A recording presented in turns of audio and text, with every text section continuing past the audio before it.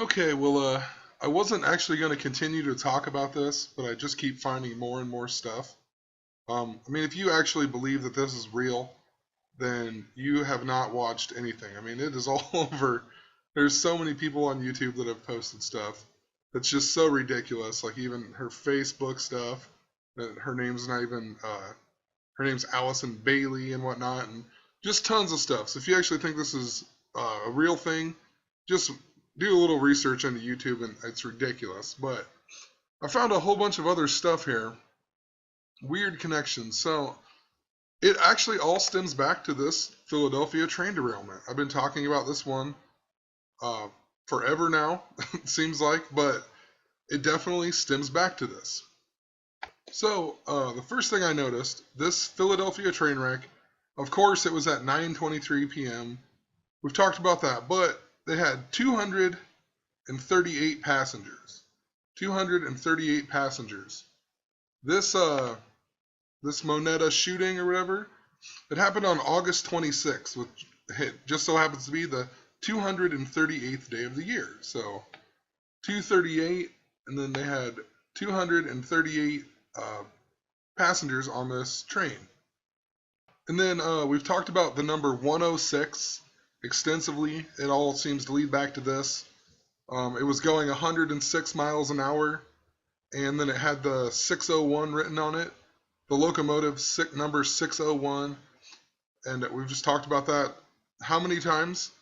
Well, the train wreck happened on May 12th, and of course, May 12th to August 26th, 106 days apart.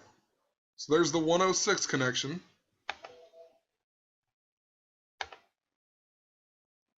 So then also on this Philadelphia train derailment, there was the mention, the train was actually called number 188. And this whole shooting or whatever, let's see here, I'll pull it up. It happened at 6:46 a.m. And remember, I had talked about in the previous video, the supposed killer, he ended up shooting himself and dying 6 hours and 46 minutes later. So we got 6:46 a.m. and then he died 6 hours 46 minutes later. But what's interesting about that, in gematria, in simple English gematria, 646 adds up to 188. Another thing with the number 188, the 188th day is July 6th, and its mirror day is June 26th, 626. So whatever that's the day they legalized gay marriage. It's the 177th day with 188 left. And I just found that kind of interesting as well because supposedly the Vester Flanagan guy here that supposedly shot him, it turned out that he was gay and he was also a male escort and all this. So they had to throw that in there. Another thing I noticed was that he only shot 8 bullets. I can find that here. Or it says before at least 8 gunshots were heard. And then also it says Parker and Ward were the 7th and 8th journalists killed on the job in the United States since 1992. So they're definitely telling you the 8, and then like 8 killed, whatever, 8 gunshots, and in the Philadelphia train wreck, look how many deaths there were, 8. Even says the trains, there was 1 locomotive plus 7 cars, 8. Also, if you count the crew then, 238 plus 5, it's 243. And since this happened on the 238th day of the year, it really makes me wonder about tomorrow. Let's go August 31st, which is the 243rd day of the year, with 122 remaining even. So a big day tomorrow, I think, especially if they tie it to this Philadelphia train wreck. And then the 122 makes it really interesting. It's also the anniversary of Princess Diana's death, and doesn't necessarily have anything to do with it, but it just reminded me of this pope, the only pope that was Valentine. We've talked about the Valentines and the Lupercalia references. And he was also pope in the year 827, which is the 239th day, if you do it as a date. But he became pope on August 31st. And then he only was pope for 40 days, so I don't know why. Just thought I'd throw that in there real quick. Anyway, a couple other things then. So, Moneta is where this shooting happened. And I just typed in Moneta to see it, like, sounds like money. So I thought, all right, Moneta. And I mean, you look it up, and there's only literally, at least on Wikipedia, it only brings up this much stuff. But if you go here, the Roman goddess who is the personification of riches and wealth. So literally, moneta is basically money or mint. And that's just interesting because there was the death in moneta, so the death of money, and then we had the stock market crashing or, losing points and whatever. Just seems kind of fishy, I guess. So anyway, there's a lot of 923 in this too. It's unbelievable. I mean, look at this article here even. 7:27 a.m. on August 26th.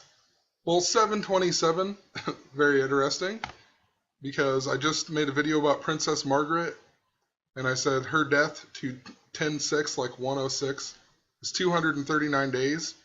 But look what 239 days also is. Or at least from February, because it's the short month. 7 months, 27 days. So, I guess if you went from like a Lupercalia date to some date in October that made it 239, it would be 7 months, 27 days. So, thought that was kind of interesting. Also, on this article, that even they updated it on the next day, the 239th day, but it talks about Vester Flanagan and how when he worked there.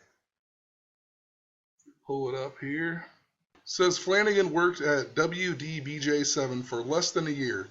He started on March 29th, 2012. 3/29, and then 9/23 backwards. And then his employment was terminated on 2/1/2013. 2/1 is like the Super Bowl last year, 2014, or 2015, the Super Bowl, sorry. But it was all about the 2/1 or whatever, but that's also 333 days left until the end of the year. And Philadelphia, on October 27th of this year, will be 333 years old.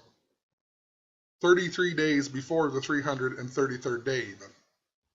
And October 27th is also the day in Back to the Future when Marty comes back from whatever it was, the 1800s, and he's on the railroad tracks, and then Doc Brown, or the train comes and destroys the time machine. So, I mean, it's all about Philadelphia and the train wreck. And then Doc Brown even makes the time machine out of the train at the very end or whatever. And that's the day that the movie ends or whatever. But they go to 2015 in part 2, and that's why it's significant to this year.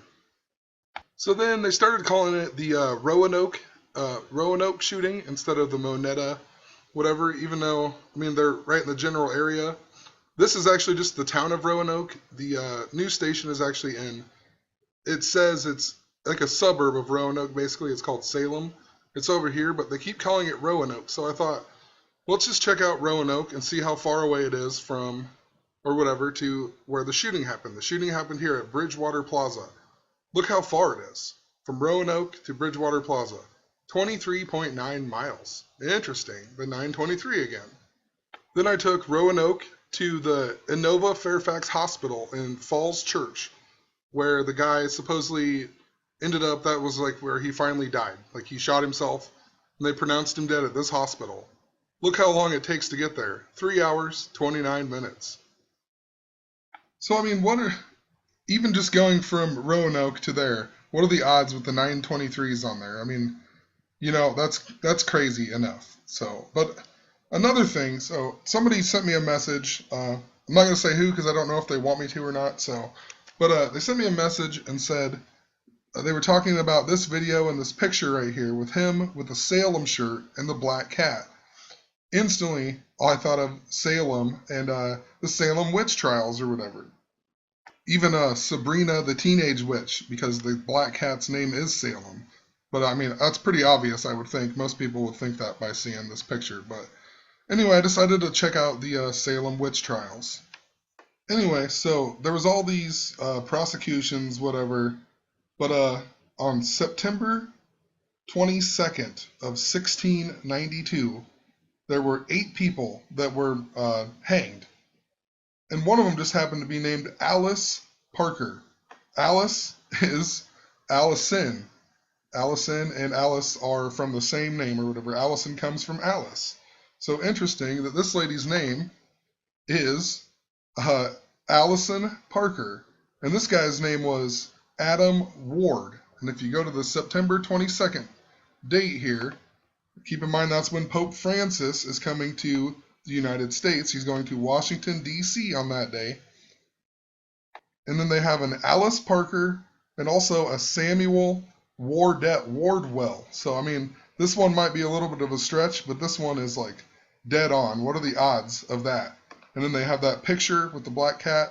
There's also 8 of them, just like the Philadelphia train wreck with the 8s I was talking about.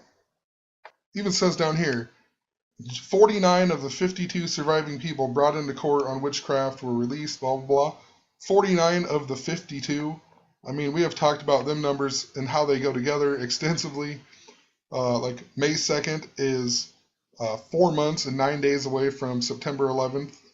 And April 9th is 5 months, 2 days. They're like the mirror numbers. Tons of stuff with it. So interesting. But anyway, let's check out some of these people here then. Okay, so first one of these I wanted to look at was Mary Parker. She's actually up here too, but they were also prosecuted on September 9th, 9/9. Talked about that day with the Queen. Gregorian and Julian, September 22nd and September 9th are even the same day. But this was in 1692, and Mary Parker, so that 1692 was 322 years ago.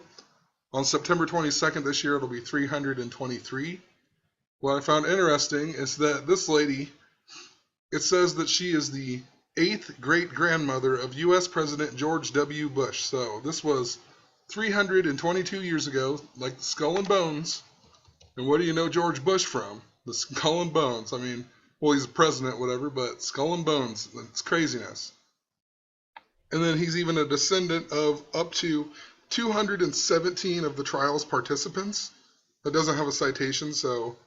But that's pretty interesting if he's really related to that many witches or supposed witches, and then he's in the Skull and Bones and they're all about doing magic and whatever. I mean, that's pretty weird, huh? So I thought, let's look at Samuel Wardwell then. And there was something, it said something about, his wife. His wife controlled a 108-acre estate, which she had inherited from her first husband. And then it even says Adam Hawks was his name. So there's the Adam, and then the Ward, just in this little story here.